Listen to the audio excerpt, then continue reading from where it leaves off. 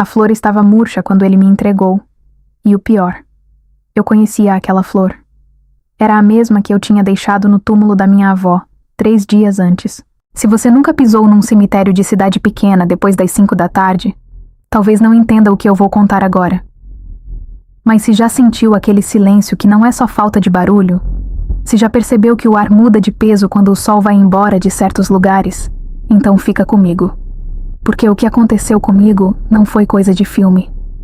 Foi coisa de gente real, de cidade real, de cemitério que existe até hoje. Meu nome não importa. O que importa é que em 2019, minha avó morreu. Dona Carmela, 87 anos, benzedeira conhecida em 3 cidades da região de Minas. Mulher que nunca saiu de casa sem terço no bolso e que, segundo minha mãe, conversava com gente que ninguém mais via. Quando ela morreu, minha mãe me pediu uma coisa simples. Toda sexta-feira, sem falta, levar uma flor branca no túmulo dela. Cravo branco, sempre. Minha avó dizia que cravo branco afasta o que não presta. No começo eu cumpria. Toda sexta, passava na floricultura do seu Anísio, comprava o cravo e ia até o cemitério São Sebastião, aquele que fica no alto do morro, saída da cidade. Chegava lá por volta das 4, deixava a flor, fazia o sinal da cruz e ia embora. Simples. Durou uns 4 meses assim. Foi quando eu conheci o vigia, seu Tadeu. Homem magro, pele escura castigada de sol, olho meio leitoso do lado esquerdo, sempre sentado num banquinho de madeira perto do portão, com um rádio de pilha chiando alguma coisa que nunca dava para entender direito. Ele não falava muito. Às vezes levantava o queixo quando eu passava, como se dissesse, pode ir. Outras vezes, ficava parado, olhando pro nada, como se estivesse ouvindo alguém que eu não conseguia ver. Um dia, numa sexta de agosto, ele me chamou.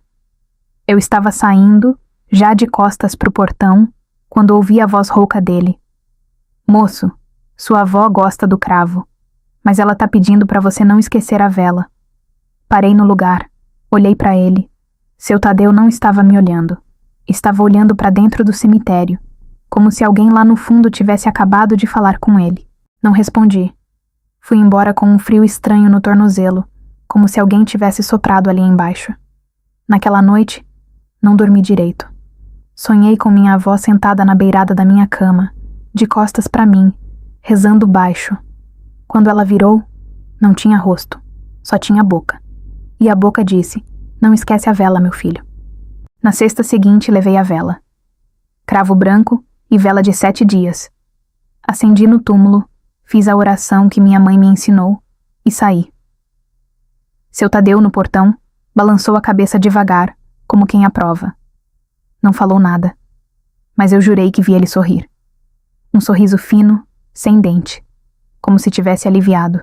Passou setembro, outubro, novembro. Todo mundo tem uma fase ruim, né?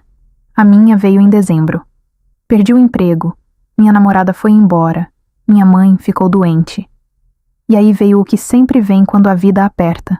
Eu comecei a falhar. Primeiro, esqueci a vela. Depois, comecei a ir a cada 2 semanas. Em janeiro parei de ir. Simplesmente parei. Disse para mim mesmo que minha avó entenderia. Que ela sabia que eu estava passando dificuldade. Que flor no túmulo não muda nada. Foi a maior mentira que eu já contei para mim mesmo. Em fevereiro, acordei de madrugada com um cheiro de vela apagada. Aquele cheiro de pavio queimado, sabe? Forte. Como se alguém tivesse apagado uma vela dentro do meu quarto. Levantei, acendi a luz, olhei tudo. Nada. Janela fechada. Nenhuma vela em lugar nenhum. Voltei a dormir.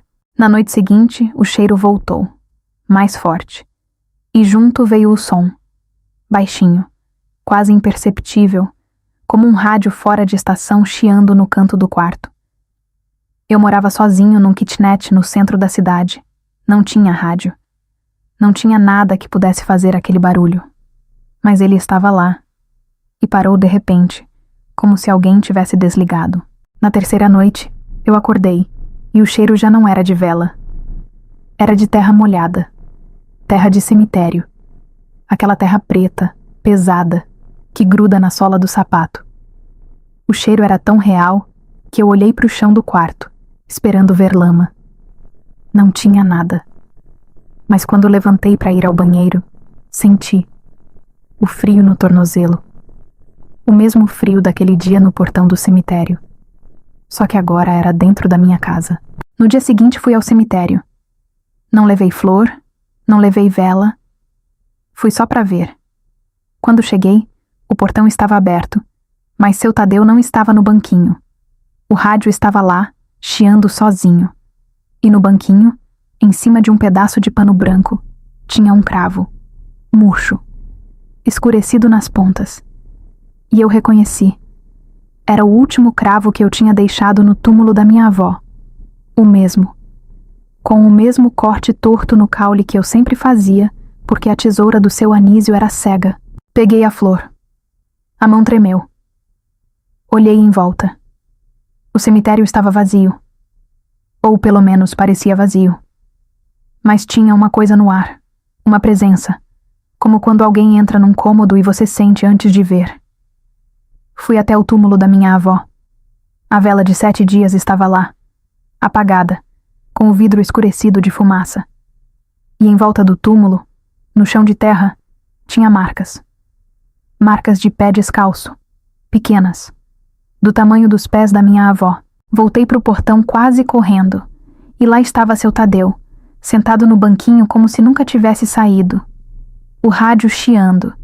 Ele me olhou com aquele olho leitoso e disse devagar, como se cada palavra custasse: "Ela veio buscar o que é dela. Você parou de trazer." Então ela veio buscar. Engoli seco. Buscar o quê? Ele não respondeu. Apontou para a flor murcha na minha mão e disse: "Isso aí não era para você ter parado.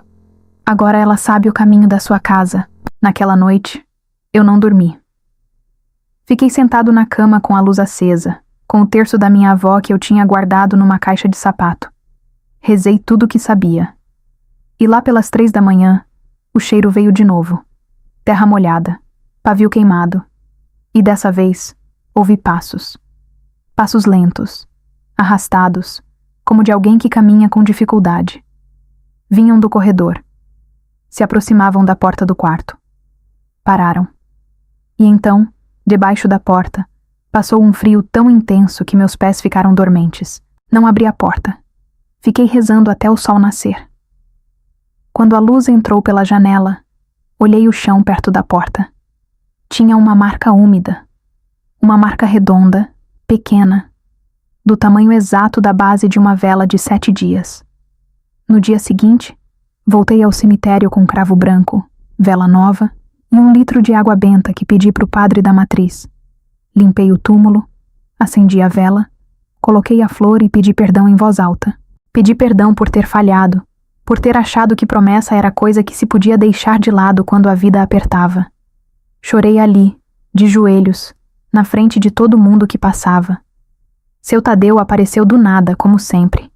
Ficou de pé atrás de mim, em silêncio. Quando levantei, ele me estendeu a mão. Na palma dele tinha um cravo branco, fresco, bonito, como se tivesse acabado de ser cortado. Peguei a flor sem entender. Ele disse: "Essa é dela para você." Ela aceitou. Mas não falha de novo, porque da próxima vez não é flor que ela traz, é terra. Nunca mais falhei.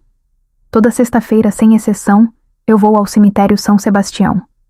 Cravo branco e vela de 7 dias, faça chuva ou faça sol. Mesmo quando mudei de cidade, eu dirijo 2 horas toda sexta para não faltar. E toda vez que passo pelo portão, olho para o banquinho do seu Tadeu. Ele não está mais lá. Morreu em 2021. Infarto, disseram. Encontraram ele sentado no banquinho, com o rádio ligado e um cravo branco na mão. Mas o rádio dele ainda chia. Toda sexta, quando eu passo pelo portão, eu ouço, baixinho. Como se alguém do outro lado estivesse tentando sintonizar uma frequência que os vivos não alcançam. E às vezes, quando o vento muda de direção, eu sinto aquele cheiro de vela apagada. E sei que ela está ali, assistindo, esperando, conferindo se o neto dela aprendeu que promessa feita aos mortos não é favor. É dívida. E dívida com o invisível, meu amigo, não tem parcela. Ou paga de uma vez, ou paga com o que você tem de mais caro. Se na sua cidade tem um cemitério assim, com um vigia que sabe mais do que deveria, conta aqui nos comentários. Porque eu tenho certeza de que o seu Tadeu não era o único.